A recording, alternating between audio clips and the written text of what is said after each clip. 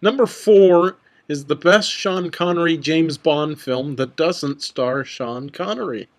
Yes, as blasphemous as it may seem to some of you, I have placed a Roger Moore film ahead of a Sean Connery one in the top 5. Yes, that just happened. I stand by my decision, and now I present what I consider clearly to be the best Roger Moore James Bond film, The Spy Who Loved Me.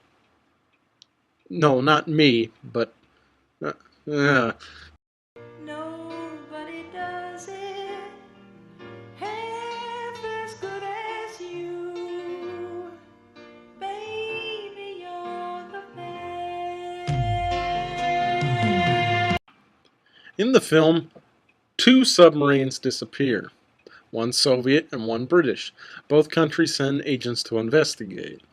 The British send James Bond, obviously, and the Soviets send Major Anya Amasova. Amasova? I have trouble with those foreign last names. Anyway, they send Agent Triple X. Initially, the 2 agents are fierce rivals, but eventually they work together at the behest of their respective governments. Eventually, the pair discover that the man behind the submarine thefts is Karl Stromberg, one of the richest men in the world.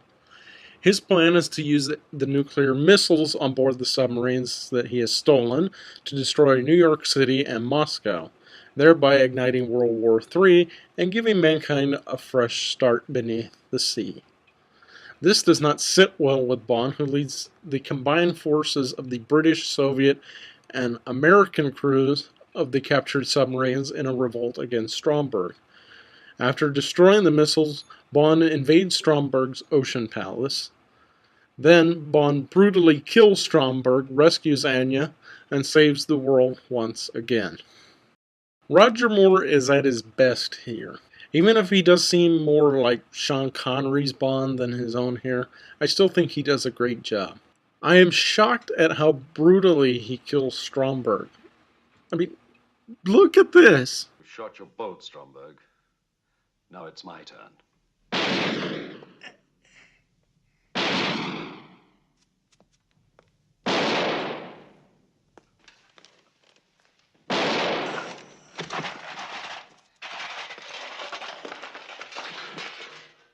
I'm pretty sure Bond shot him in the balls. The balls. So brutal.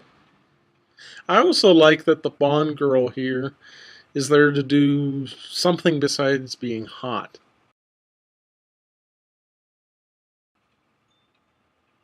Sorry, I lost my train of thought there for a moment. I think it really adds to the plot when the women play an important part in the overall story and aren't just relegated to eye candy, but not that there's anything wrong with eye candy. I tell you, that Ringo is a lucky guy. I like everything about Bond's car, except the look. It just looks so... It looks like a prototype.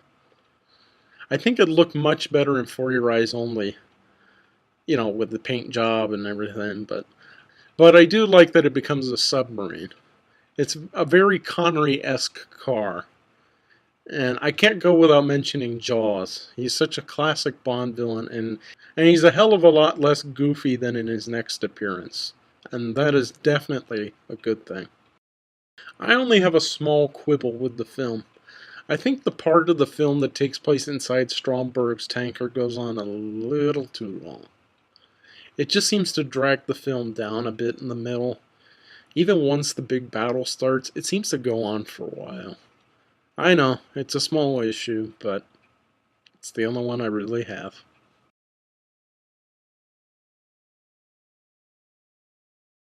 I think this is by far the best of the Roger Moore Bond films. It really feels like it could have been a Sean Connery film had it been made 10 years earlier. It feels like the You Only Live Twice of Roger Moore's run, and that's what makes it number 4 on my countdown. I give the film 5 out of 5 stars. So, thus ends my review of The Spy Who Loved Me. Tune in next week as we begin the top 3. Interestingly, or maybe not, the film that is number 3 was number 2 when I started this countdown. Find out why next week.